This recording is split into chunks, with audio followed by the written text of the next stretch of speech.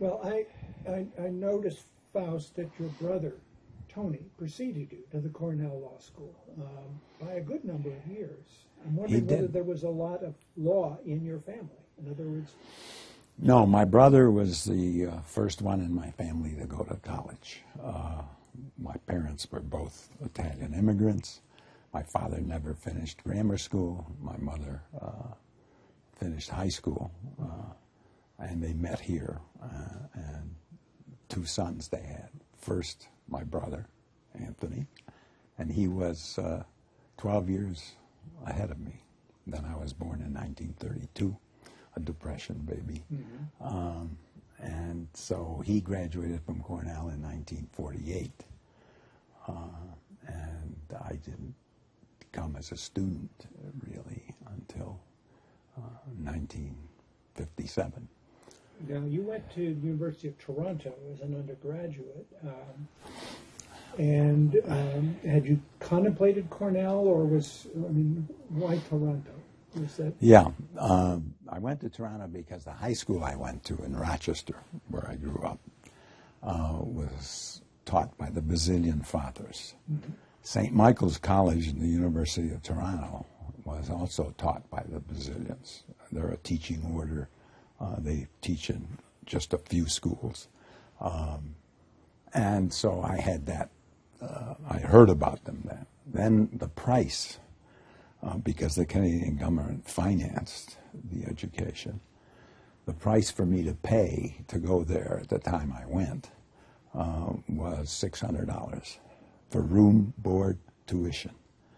And I could make that. Jobs were plentiful during the summer. I worked as a laborer during the summer. I made more than $600. In fact, I would stop short so that my father could take me as a deduction. But I could make enough money to survive. And we didn't have a lot of money. My father drove a bus. My mother was a seamstress in one of the clothing factories in Rochester. So I went there, and I liked it. They had a special program for Americans because at that time the high school was 5 years in Ontario, and then 3 years of university. So they had a special program connected to Western Ontario, which they called it the Western Program for Americans. So we were a small group of about 40 Americans at St. Michael's College in the University of Toronto. You graduated in '53. Right.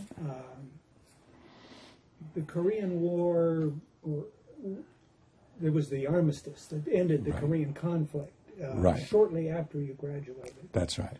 You went into the Navy. Was the draft board sort of looking over your shoulder, or had you... Not actually. It looked like I wouldn't have to go, but I wanted to go. Yeah. For a couple of reasons, I wanted to go into the Navy. One of them is the military service I figured would be maturing, and I would be better off having done something before going immediately from college to law school. And I think that worked out. I think that was true.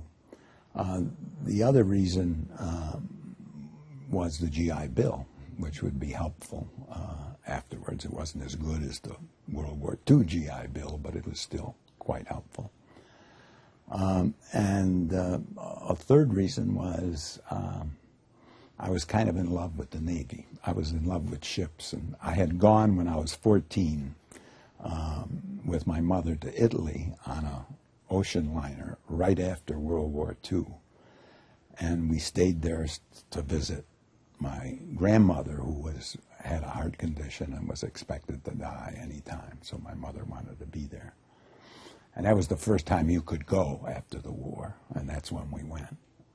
And we couldn't get back. We couldn't get passage back, so I stayed there about 9 months, being privately tutored so I wouldn't lose any schoolwork. And then we came back on a Victory ship, which is a freighter, and it had 13 passengers on it. It took 21 days to come from Genoa to Naples to Gibraltar to the Azores, and then finally to New York. So, and I loved it. I mean, I was not at all seasick, no matter how rough it got, and the scope of the horizon and the sea and everything. I was enamored of it. So I wanted to be in the Navy, and if I enlisted, I could do that, and I could do that by going to officer candidate school at Newport. Because you were an officer, you weren't just... Right. And it sounds as though you had your eye on law school, even yes, I at did. that point. I In did. other words, so that you were talking about the GI Bill and financing the legal education. Yes, actually, I had a plan in mind. My brother, being 12 years older, was more of a part-time father, mentor to me. So when he entered the seminary, I wanted to be a priest. He left the seminary and went to law school, and then I wanted to be a lawyer. And indeed, even before, while I was in university during the summer, sometimes I would work in his office and answer calendar and do various things. So I got great exposure to the law. I read all the books, The Art of Cross-Examination, old book, but all the stories about lawyers that I could get my hands on, I read. So yes, I definitely had a plan, and the plan was I would go in the Navy, I would get out of the Navy, I would go to law school, and I would come back and practice with my brother. Right.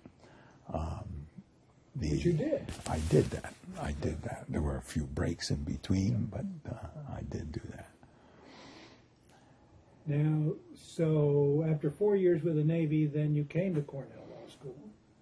Yes.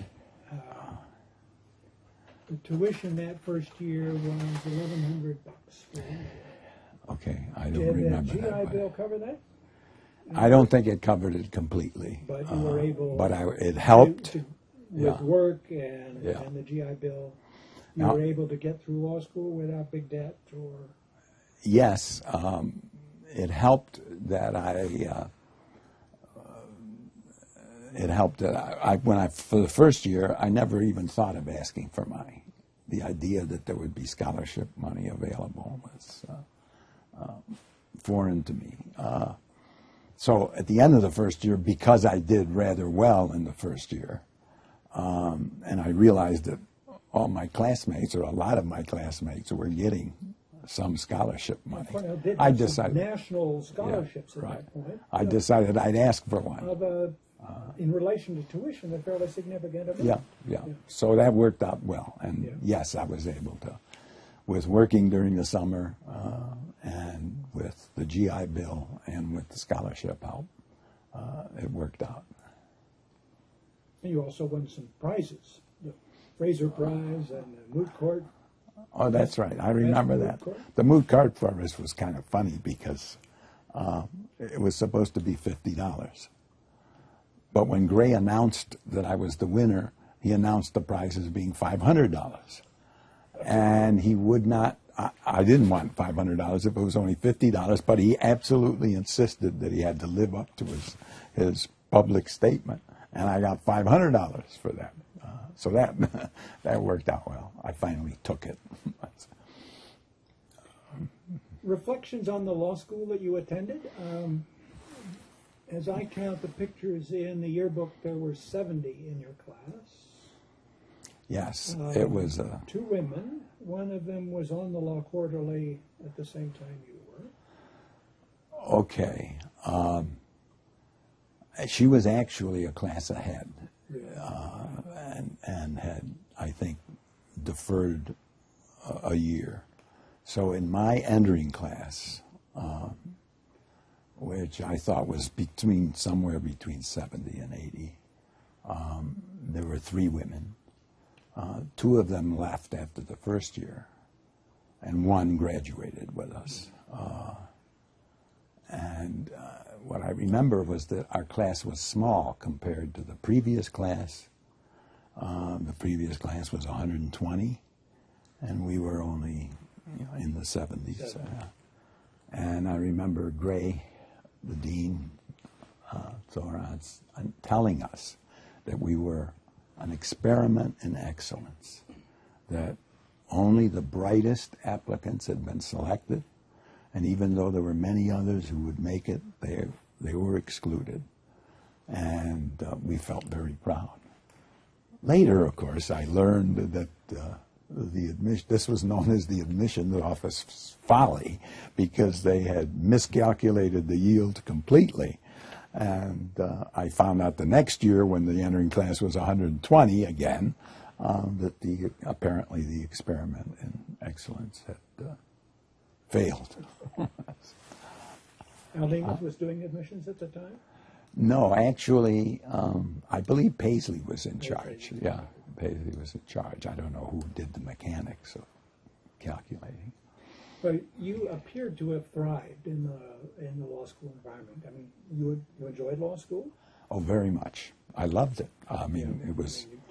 it was exactly what I wanted to do, and the idea that you had student participation, which we didn't have a lot of really in college, was enormously useful. Among the reasons really that I liked it was that I had experience trying cases when I was in the Navy. When I was sent to Sasebo, Japan, I was on a staff really of a fleet, but a staff abroad, afloat on an LST. Their special court martials did not require lawyers at that time. Now they do, I'm sure. So anybody who wanted to volunteer would be welcome, because most people regarded it as a chore that took them away from their duties. But I, of course, volunteered for as many as I could. And you could be either a prosecutor sometimes, because there wasn't a permanent prosecutor, or you could be defense counsel. I was prosecutor a number of times.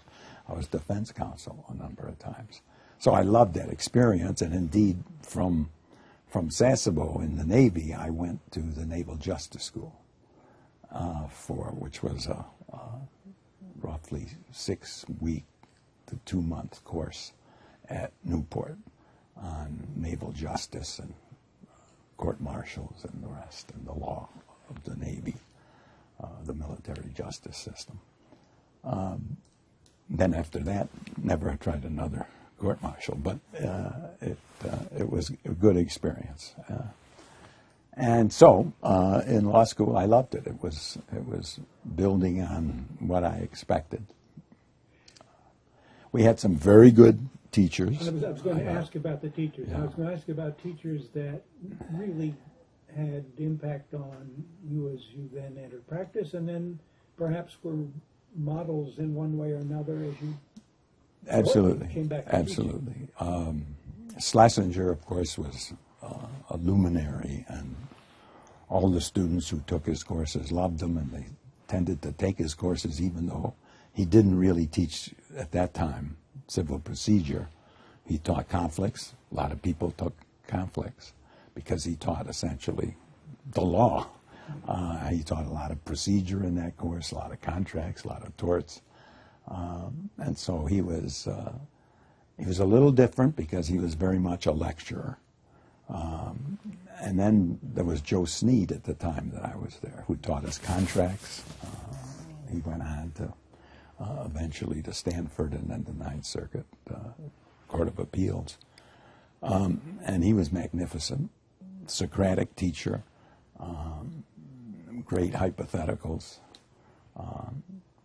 You talk about modeling yourself on someone, and I can't help but mention that at one point he called on one of my classmates, and my classmate, it was a question that could be answered yes or no, either way, but you would answer the question because it could be answered yes or no. And my classmate said, well, yes and no. And before he could continue to explain what he meant, Joe Sneed said, and I remember this vividly because I wanted to use it when I was teaching, he said, well, that's reducing ambiguity to its essentials.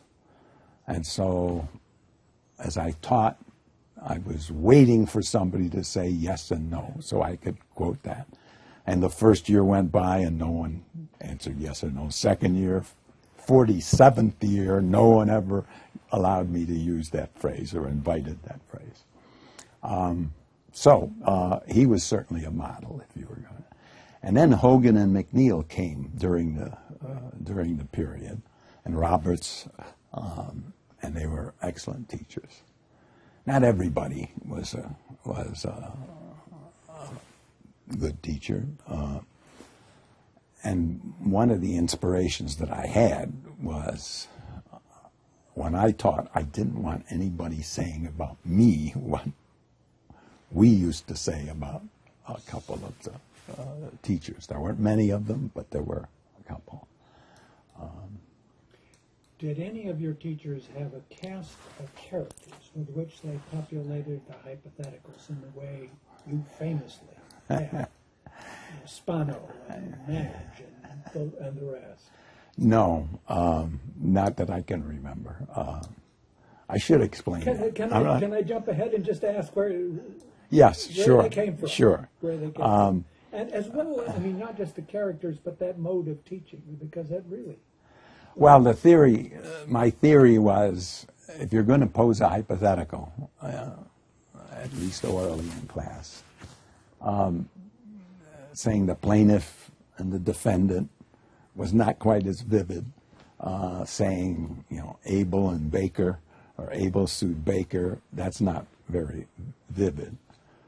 So what I had was a number of case names in New York especially, people against Gratz, people against Yuckel, state against Spano, and I decided I'd start to use those. And I got better at using them because they took on sort of a character of their own. Harvey and Madge were husband and wife. They had a lot of troubles in my hypothetical.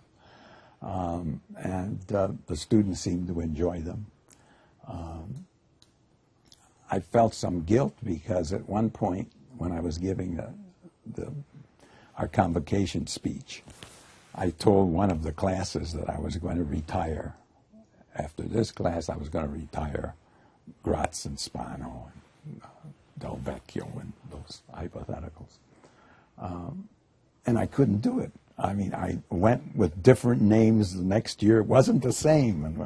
And so I eventually went back. And I know that one student came up to me from the class that I had promised that we were going to retire and was miffed that I had resurrected. They hadn't graduated. Right. So that's really how and then I came to use them in all the hypotheticals pretty much one way or another. They do have characters. Madge is frequently the victim, and Spano is usually the evildoer. Perpetrator. Perpetrator. And Yuckel is usually a victim too. He's frequently suing Gratz. And you used them also in your bar reviews. I did. Once they were successful here, I took it on the road. Let me ask about one feature of the law school program while you were a student that remains a bit of a mystery to me, and that was what in the lingo today you would call summative evaluation, the comprehensive exam. You had, as a third-year student, you had to take an exam that looked back over the full 3 years. You also had to do a research problem, write a memo, and then be examined orally by a member of the faculty, as I read the catalog. Right. How was that in reality? Did that high stakes test cast a shadow over that last year, cause people to be apprehensive? Probably. In other words, the comprehensive examination was in place of the finals. So that probably had an adverse effect on studying for courses that you were taking in the final semester. I see. At least that's the way it was for a while. They may have changed it later, but I don't know. At any rate, the library problem counted an enormous amount. I forget what it was, but I remember thinking It counted an enormous amount of your final GPA, something like a full semester's worth. So that was a requirement that everybody took extremely seriously, which further hurt the concentration on your last semester. And eventually it went. Yeah. But it was a novel procedure as far as I knew. I don't know of another law school that had that sort of thing. No, that's right. That's right. And at least from a current perspective, it was, I mean, it's a real struggle. Nobody would think that the law No, that's right. That's right. All right. Well, you then followed your plan, went into practice with your brother in Rochester. Yes. Well, first I decided that I wanted to. Oh, you did the Justice Department? I did the Justice Department, right. I decided that I was definitely going to go back and practice with my brother in Rochester, New York. But I wanted to do something first, and I went into the Justice Department honors program. And even though I was by no means any kind of a tax specialist, I went into the tax trial section.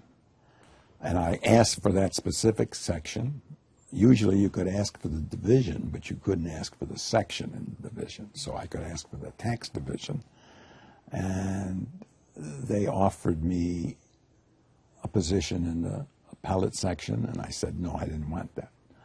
I wanted specifically tax trial because I knew that I would get a docket of cases to try. The reason why I knew that was because that was the one kind of case that the U.S. attorney would turn over to the Justice Department. So I knew that I was going to get a docket of cases which I could try. And that's why I got into the tax trial. How was it? I mean, how did you know that?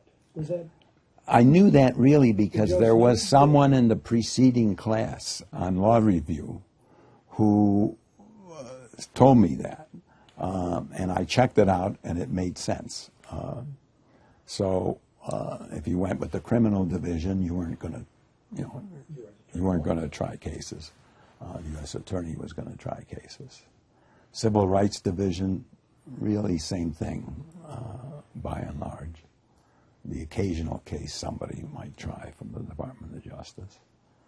So that worked out, and it worked out. I went, took the bar exam, was admitted in December, and I was told to report to New York City to watch someone try a case in New York City. And I went down there and watched. I have to say, he was a marvelous lawyer, and I really admired most of all his ability to drink every night and still manage to be there the next morning. And he would drag me around to various bars. So I'm not sure I learned a great deal from that experience. But then I was immediately handed a docket of about 40 cases to try. And they were all tax refund suits. The taxpayer could go to tax court before paying, or he could pay and then sue for a refund in the federal district court. So they were all federal district court cases and tax refund suit cases. And so I tried a number of them, not as many as 40 by any means. Many of them settled, but I did try. And we were in the southern unit, so all my cases were in the South.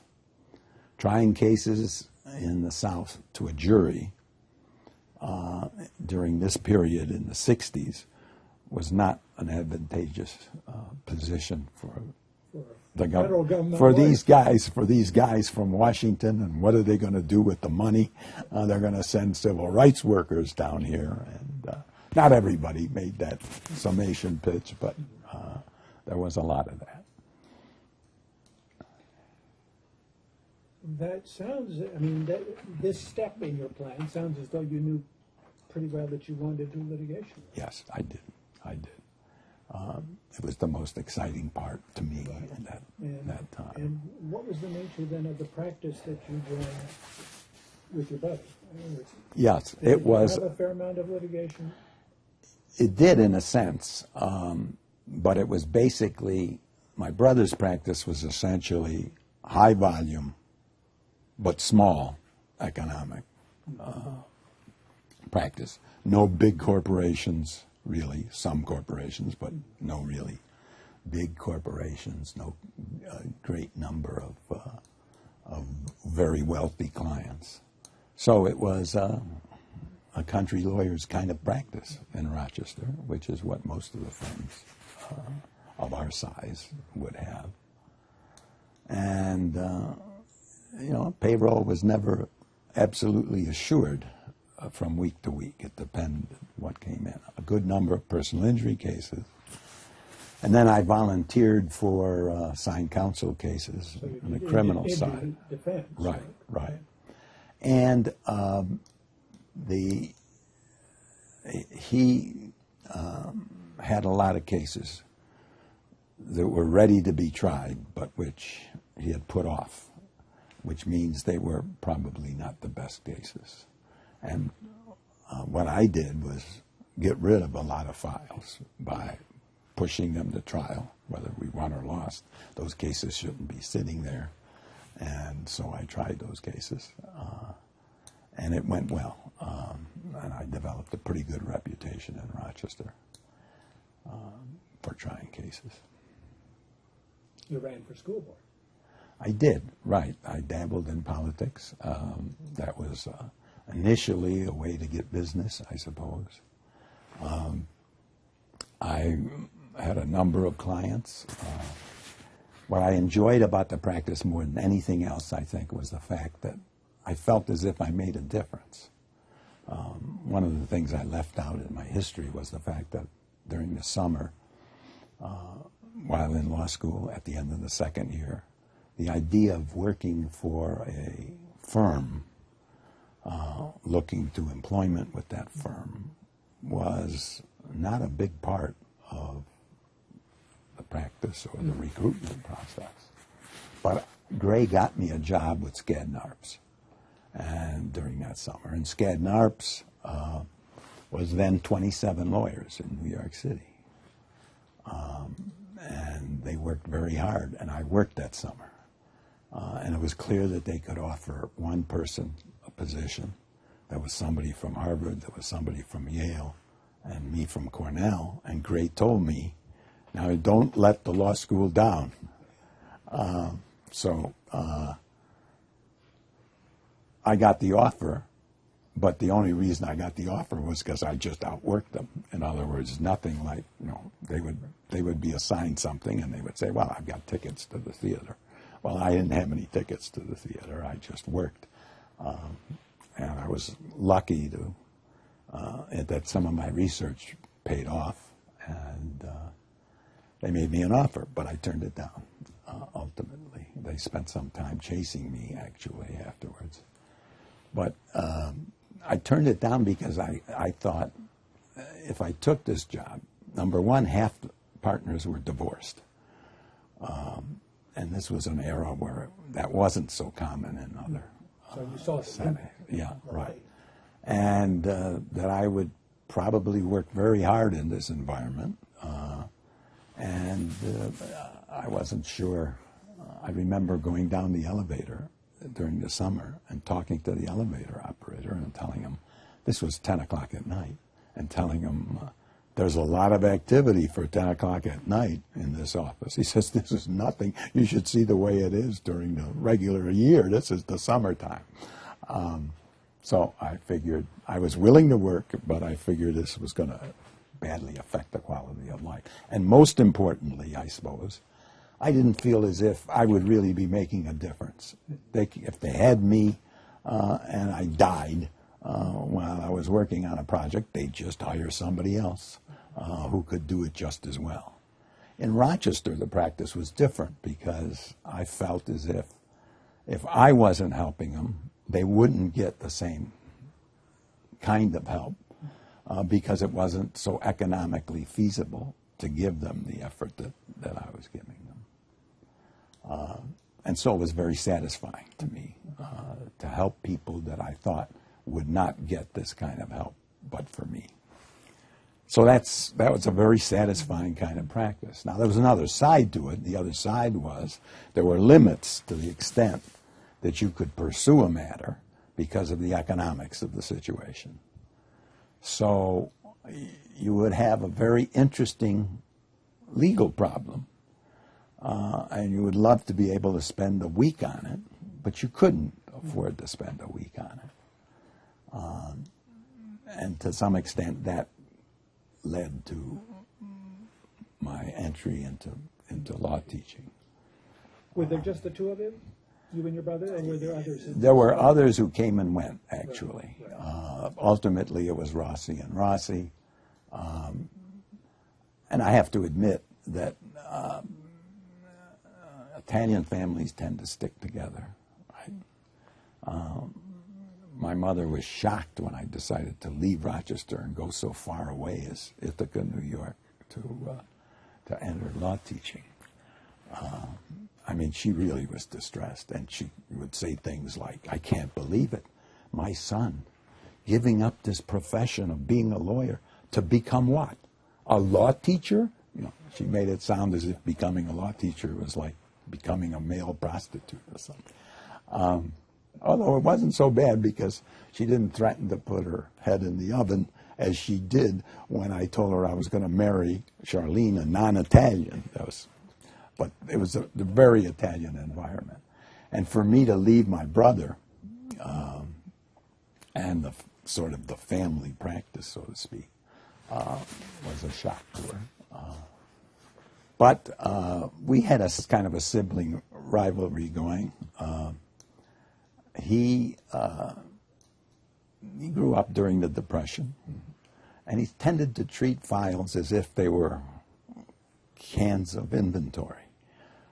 That is to say, if you closed a file, then that file was gone. And what if it wasn't replaced by another file? And so, he didn't like to send bills, because if he sent a bill, maybe the client wouldn't return. And I would, that made absolutely no sense to me. It wouldn't make any sense to anybody, really. But it was a quirk of his personality. He was a very good negotiator. He was very good in dealing with other people.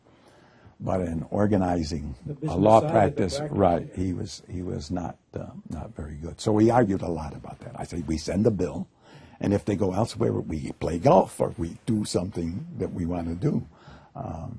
And that kind of friction made me think, well, I could move to another firm, but, to have two Italian brothers practicing separately in Rochester is not workable. So I began to look for something else. And it just so happened at that time Gray called me about what I was interested in law teaching. When he first called me, he was interested in whether or not I was interested in taking over the job that Al Nemeth took. And I said, no, I wasn't really interested in doing that. And then later he said, if you're interested in law teaching, I'll recommend you. So then I got an offer I got a call from Northwestern. And I went out to Northwestern, and I was interviewed. Now, this is very different from the way it's done today. There was no presentation necessary. And had you somehow said you were interested in this kind of work? I mean, did the ALS have a registry at the time? They did, but I didn't touch it. I think they did. I'm not even sure. They did by the time I did not pursue offers in any affirmative way. I mean, Gray put my name in. I put my name in the registry in '67. So okay. Assuming all right. So, so I got an offer from Northwestern. I mean, I spent the day there. I interviewed people. At the end of the day, law teaching was nowhere near as difficult to get into at the time that I was talking. And the result was, at the end of the day, without any time to think, I said, yes, I'll take it. Then I went back to Rochester. I said, what am I doing? I can't, so far away. That really looked like it was going to be a clean break. I enjoyed practice. Do I really want to do this? So I called them up and said I changed my mind. I was embarrassed. And they said, well, we already notified the faculty, but if that's the way you feel, okay. And about a week and a half later, I got a call from Ray Forrester. Ray Forrester's on the line. I said, oh, God, he's going to chew me out. He's going to say, you've embarrassed us. But no, he wanted to, I guess the fact that I got an offer from Northwestern made me more attractive, even though I was a graduate of Cornell, to Cornell. And so we agreed that I would teach on a visiting basis for a semester. Which you did in the spring term of '66. Right. And then I would decide, and they would decide, and if it was to be, it was to be. And so I taught that semester. I taught insurance, staying in the tower 1 day a week, coming down from Rochester. And then at the end, he made me an offer. I was kind of surprised the offer was $3,000 more a year than Northwestern had offered me. And at any rate, I said yes. And Charlene was delighted because it would get her away from, I mean, much of her life was spent with my family in Rochester.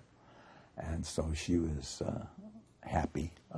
She wouldn't have to hear my complaints about my brother, various things like that. And I wish I could say that was the end of the story, but it wasn't quite the end of the story, because while I was teaching that year, I was thinking, boy, if I had known this in practice, because I was learning an awful amount, getting ready for class. My feeling was that it was very much like trying a new case every day to be fully prepared. What kinds of questions could I ask? What kinds of answers would I get? How would I transition from this answer to something significant? Plus, I had to learn a good bit of the law ahead of the students. So it was, I spent about 10 hours, frankly, for every hour in class getting ready. And then when after the year, it wasn't the work that bothered me. It's just that I was learning all this stuff, and I was thinking how I would use it in practice. So at the end of the year, I told Ray that I changed my mind, even though I had a 3-year appointment. So as not to leave them short, because I was making this decision at the end, I would teach another semester. So that summer, I went to work for Harris Beach because they made me an offer. They were familiar with what I could do. And we talked about my going there. Although I didn't actually commit, the offer was open to me. Then I went back and started to teach again. And when I was working in the summer in Harris Beach, I was thinking, I could really use this as a model in teaching the students. So the opposite of the way I was. So you can see I was pretty indecisive about this. I loved practice, and I enjoyed teaching as well. I went back, and in a casual conversation with Hogan, he said, "Are you sure you won't change your mind?" And I said, "Well, as a matter of fact, I might." And so then I got invitations from Ray to stay, and I stayed. And the rest is... You did stay in some ways connected with practice, though, didn't you? I mean, were you attorney for the school board, or somehow? I was. You had Rochester. I stayed on the school board. That's what I did. I stayed on the school board. The first year I stayed on it, because that's a sign of my indecision as well. But they were in the middle of a crisis. The question was, would they integrate the schools in Rochester, and how would they do it? And there was a big controversy about busing. This played out for the first time during that period. Then, of course, it played out in lots of places afterwards, and also in Rochester. I read the Rochester Times-Union as recently as 10 years ago. They were still talking about it. But on the school board, it was a 5-member board, and it was Democrat and a Republican. Mostly Democrat. I was a Democrat. I was elected as a Democrat to the school board. That's all changed now. The school board's nonpartisan. And I had concern about leaving because I was the liberal voice on the school board. And I was willing to entertain busing if that was necessary. And there was one other, but there were 3 against, so it was close. But I actually went back and forth for meetings at night, open meetings, open hearings, and then would have to drive back at midnight or something like that. So I did that. I did that for that first year, and for maybe the semester that I made up my mind, and then I resigned once I told Ray that I would reconsider and teach. Now that experience that I had did lead to me working for the Ithaca School Board during a sabbatic year,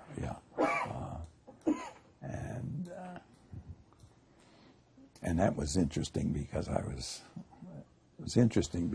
was able to hire students to do individual little pieces of work. I would get a call from the Ithaca School Board and say, what's the answer to this question? And I would put a student on that. He would do that little bit of work, and we would turn that into an opinion letter. And he would get paid more handsomely than the school would pay him for research. And they would get a quick answer.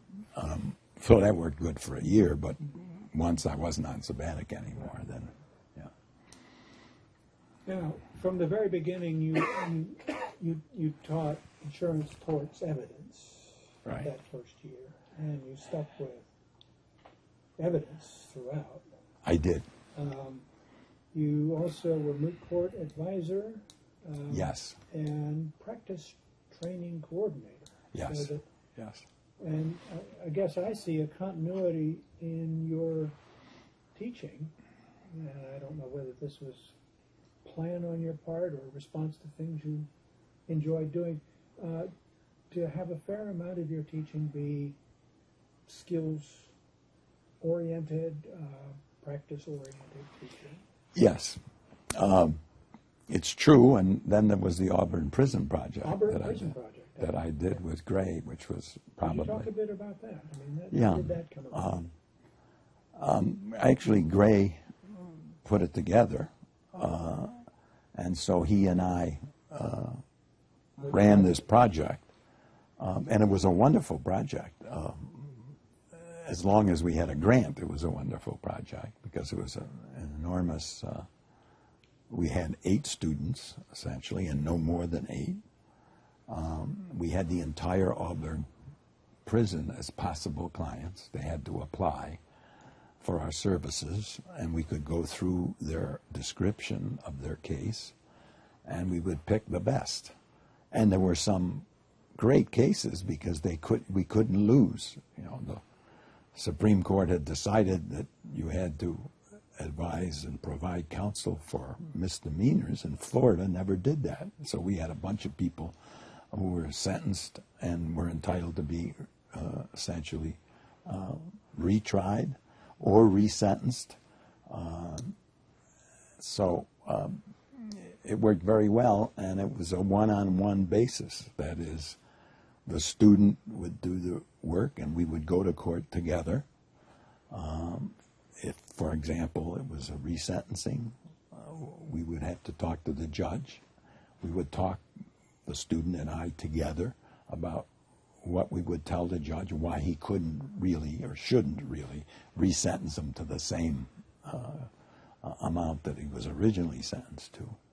All of that worked very well, and I must admit that probably the courses I enjoyed most teaching were the trial advocacy courses and that Auburn Prison Project, which lasted about 3 years before the grant ran out, and then we gave it up. But Barry Strom was involved as a student at that time. Well, am I right that at the time that ran,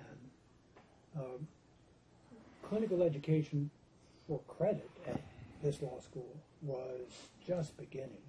Yes, that's true. That may have indeed been the first. That might have been the first course. Because the legal aid program had previously, under Betty Friedlander, just been a volunteer extracurricular activity. Right, and I think the fact that Gray was involved and that I was involved, 2 faculty members were involved, the limited number of students, and the success we had, which generated publicity.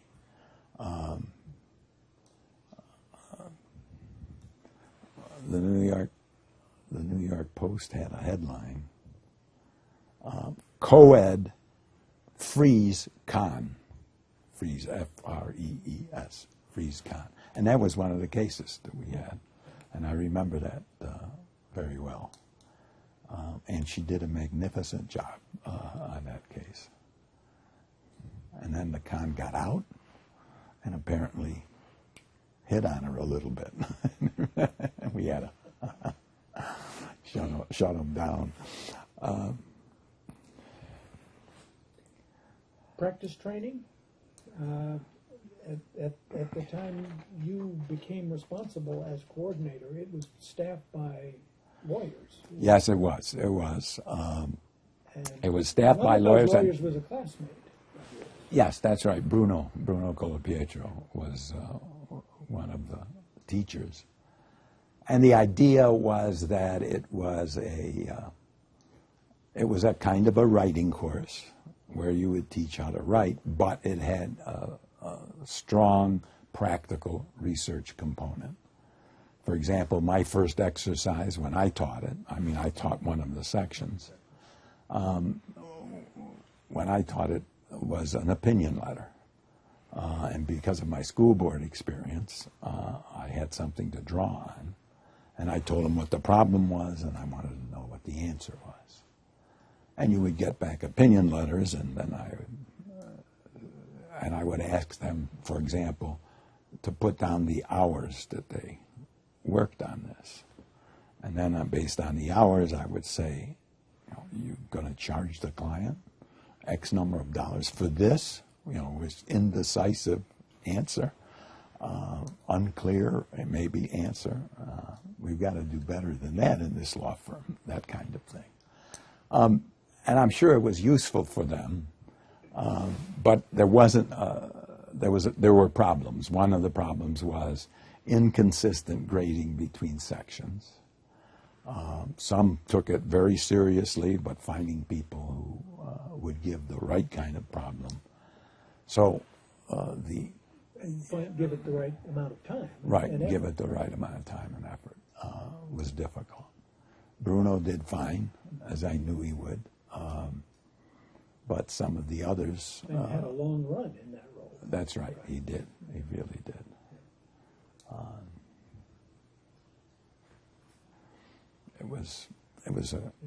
It too was an interesting course. When did you move into trial advocacy teaching? I don't know exactly when that was. When was that? Irving left. Irving, yeah, Irving left. And you became the Leibowitz professor in 82 or 83. That's right. Yes. But you had taught trial techniques, I think, before then. Yes, I had. I taught it with Irving, actually, a couple. But then frequently it would be during the intersession. Right. And we would teach a 3-week course rather than a full semester course. And I was doing a fair amount of work with the NIDA program. With NIDA. Yeah. So I had experience with that kind of teaching and liked it, although I thought it should be extended over a semester rather than during the intersession. Yeah. And I think that worked out well. I certainly enjoyed teaching it because,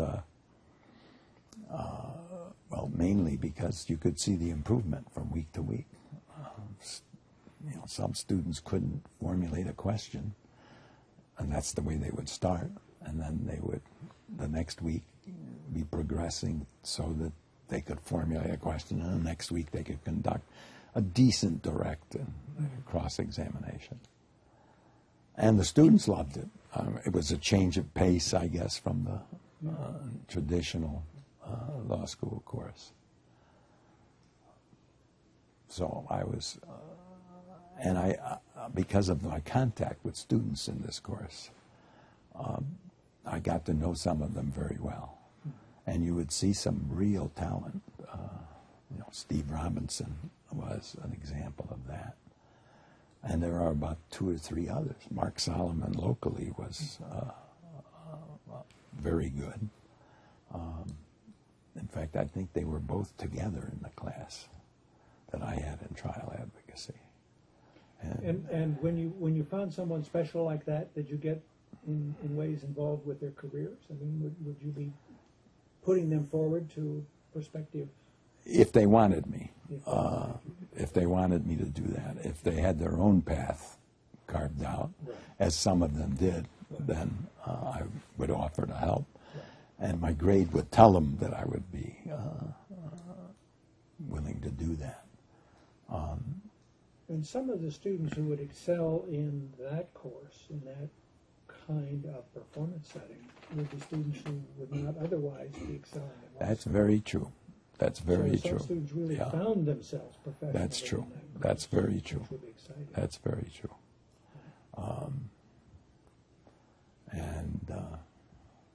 And I can think of several in which that's the case. Yeah. The faculty that you joined included some people who had taught you, mm-hmm, but also some newcomers.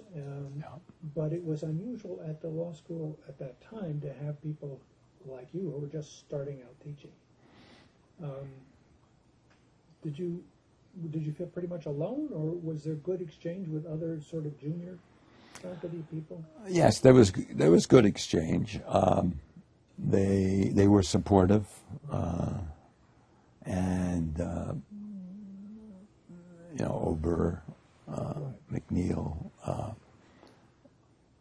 they basically, when they sat in on my insurance course, they, as Ober put it, the biggest skill they were looking for was someone who was measured the hardness of his nose, because this was the day. That was Ober. This was the day of strong Socratic teaching. Right. And so too was my student days. And the interesting thing is the faculty was much smaller, for example, in my student days. But there was more formality, really, than there is today. For one thing, they were largely all male.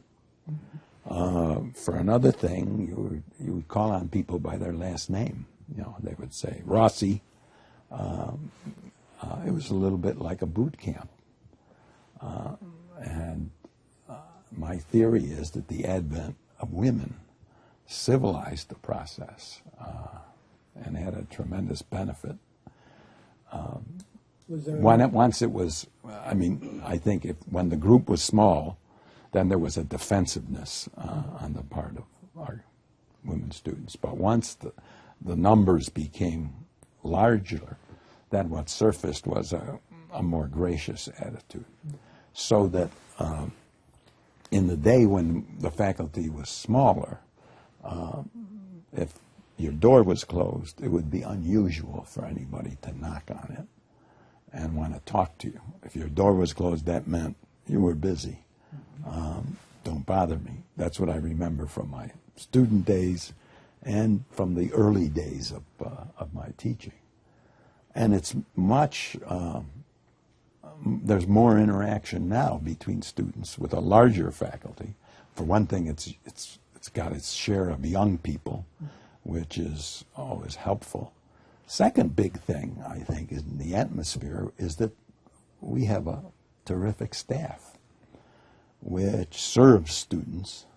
And I remember really faculty members sometimes in the past grumbling about the size of the staff and how many people do you need to do this job and how many people. But I know that that's a valuable source of student contentment. And I think now, today, students here are much happier than they were when I was a student and when I started teaching. Are there other differences that you sort of remark at as you look across the years? Differences in this institution, differences in how legal education is conducted? Well, I think one of the great innovations was the small section in the first year. It's costly, I suppose, but it's a tremendous advantage, I think, to the student and to the person teaching it. That's an innovation, I guess, which is not unusual now. But at least Roger holds the belief, or held the belief, that we were the first, or among the very first, to implement it here, under his deanship. Yeah. Well, the other difference is the technology. I mean, now I look out among my group of students, and everybody's got a computer. And do you? Do I have a computer? No. No, I figure it's too late for me. Faculty uses PowerPoint and clickers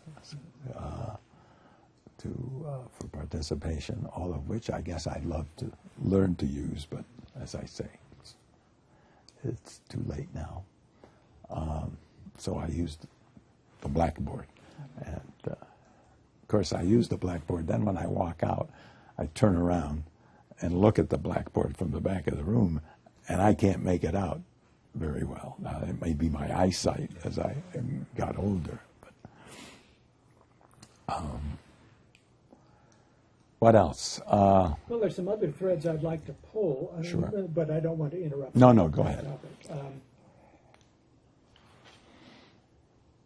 You are a celebrity in the legal education world, not just because of the work you have done here, but also because you've done Barbary. You've done bar review lecturing for, according to the Barbary website, for over 40 years. So that you have touched thousands, cumulatively, thousands, not thousands of thousands, but huge number of students. Yes, I think that's true. When did you start doing that, and can you talk about the satisfactions of doing that? Sure. I started doing it, I think, in 1972. You had one outfit in California, and you had another outfit in Illinois that sponsored bar review courses, and they merged. And John Moy, who was one of our graduates who co-authored something for Ray Forrester, I remember, called me up and asked me whether I would be interested in doing a bar review course in Illinois. And I said yes, and I did a bar review course in Illinois. And then I got a request to do something in New York. I did something in New York. And then it just grew. And when the multi-state examination came along, then Barbary essentially said they would have a stable of law professors. It included Larry Tribe. It included some very prominent names that would go around and teach their subject matter in all of the states. And so I was the primary evidence person, and I also taught Illinois civil procedure. That was a real chore. And of course, you're repeating pretty much the same stuff, although you would have local distinctions to talk about in different states. So I had to be brought up to date on that, and that was interesting. I mean, I learned that certain states have rules which I never would have imagined, especially in civil procedure. And so I learned a lot from that experience. But it was labor intensive for a short period of time. In other words, like 5 weeks in the summertime. On the road. on the road. And then in the winter, maybe a week, which coincided, or a week and a half, maybe 2 weeks, coincided with the intercession period. I've done that. I've done bar review as recently as last week. I did Illinois, but I do many fewer now. Are they doing, I mean, presumably they've captured you on video or audio. They do. They do. Do they reuse Rossi? In other words? Yeah, they do, actually. I know there's a living legends, Rossi on Evidence. Yeah. Gilbert's. That's brand. right, yeah. They reuse it in the sense that once a year I do a tape, and they use that tape as the national lecture on evidence. So even if I'm not the one who does the live lecture in a given state, if they want access, the students who pay the bill, if they want access to me on evidence, they can get it. And then in many locations, even when I do a live lecture, in many locations, it's on tape. It's on tape. And available to students at that. Right. In that jurisdiction. And I'm paid, but only for live lectures. So they could show my lecture any place they wanted to. And what I get out of that is the publicity, I suppose. Yeah, it must generate many experiences of you on a street corner somewhere and someone comes up and says, Yes, Rossi. yes, that's happened. That's happened. I was with Summers in Capri, and somebody came up, and this woman put her arms around me. You know, she had seen me on tape, and apparently we had this great relationship because she'd seen me on tape. And she thanked me and, you know, said she passed the bar examination. That's why she was on vacation, I suppose. And I've had that happen in Paris as well, walking past a cafe and have somebody jump up and say, I know you. And then a lot of people remember my anecdotes and hypotheticals. They don't quite remember maybe the point of the hypothetical, but they remember that. Now, I think of evidence as being something that is kind of specific to the U.S. jurisprudence, and yet you've taught abroad. Had this ongoing relationship in Budapest. That's right. And you've also taught in the Paris program quite regularly. Mm-hmm. How it's how easy. does your Both US of those teaching courses, map yeah. The program in Budapest is entitled Introduction to American Civil Procedure. So that's much more concentrated on civil procedure, although I'll tell them something about evidence. I'll tell them something about the hearsay rule and how it operates in American litigation. In Paris, it's called Introduction to the American Legal System, but it's still rather heavy on the legal court system in the United States. And so it's a good prep, I suppose, or orientation course for students, non-United States students, who want to come here and get an LLM or an additional degree. And you've enjoyed doing it. I have. I've enjoyed all of my teaching, and I've done a lot of it because I've done CLE programs, I've done inside firm programs. I probably have taught students or judges or lawyers in all but 4 of the states. I think I counted them up once, and I did not do anything in Alaska or Hawaii or the Dakotas. There's still time. There's still time. That's right. Maybe I should try and close that gap. All right.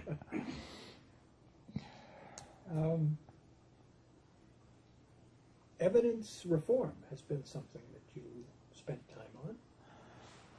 I Is did. there something that you'd like to talk about there? Well, it was it's an Rules interesting. of evidence. Yeah, it was an interesting seminar because we started with the idea that we had been tasked as a committee to put together the rules of evidence in a state that didn't have any rules of evidence, that case law. And our model would be the federal rules, but we had to talk about the issues that were raised by rules that we didn't like. And I would precede that by talking about some problems with the federal rules of evidence. And then it was a great seminar because everybody, one person would be charged with writing the major paper, but would have to share that paper on that particular segment of the rules with all the other students before we met. And all the other students would have to turn in a one-page analysis, right? And then we would discuss it. And that class taught itself, essentially. It was especially helpful because the students who took it were largely weighted toward law review types for some reason. It was often, they were largely third-year students who took it. They had to have evidence, had to have had evidence before. So that was fun, but I only did that for a couple of years, I think. Now, many law teaching careers these days involve people moving from one school to another. Mm-hmm. One thing that is quite distinctive about your career is that, yes, you've been all about, but you've stayed centered here at Cornell. Pretty much. I visited NYU, and that was a decision I had to make because they made me an offer. Dean Redlick said I think they needed somebody to teach New York practice at that time. That was a long time ago.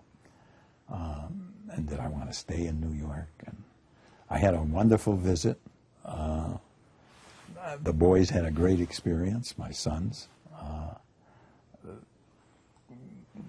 NYU at that time paid for the private school tuition, even of visitors, which is what I was. The students were very happy. I was amused by the fact that the school newspaper came out with an article in which they complained that how come the only good teachers are the visitors? That's not the kind of thing you want to read if you're thinking of accepting an offer, but it's the effect. And then I turned them down and returned to Ithaca and the Cornell that I love. Yeah. I visited at San Diego. I taught night classes at San Diego, at least one night class at San Diego, and that was a different experience because I had very mature students, and they told me it would be a satisfying one, and it was, because they, I called on somebody, and they said they were unprepared because the baby was up all night. So I understood that. That was a good excuse. And there were lots of those kinds of answers. And Emory I did. Yeah. And that's about it, I think, in terms of visits. You did a brief stint of administrative work here. You were associate dean. I did. And I'm guessing since you haven't chosen to do more of that, but no, that was burdensome. Greater satisfaction in other dimensions. That was burdensome. And it was burdensome for, well, it wasn't, part of it was not burdensome because I would meet with Roger, and Roger would say, why don't you do this? And I would say, yeah, I can do that. If I hesitated as much as an hour in getting it done, Roger had already done it. I mean, without ill will toward me, he just couldn't, not do it.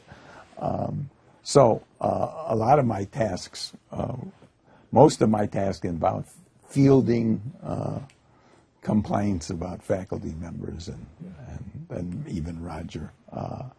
But it was painful. And I remember when I was the moot court advisor, Ray Forrester was the dean, and he said, take a look at what this alumnus wants to donate money for this moot court competition.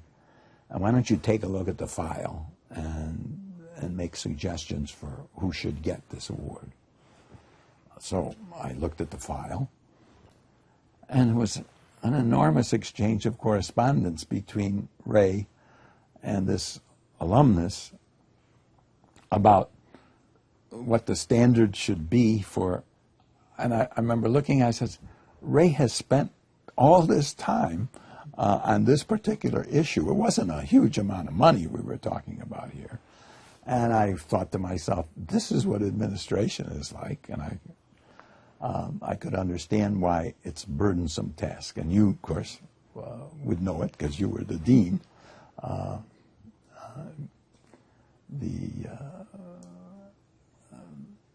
For a good number of years. So that's a little bit like what the associate dean's job was like. It was to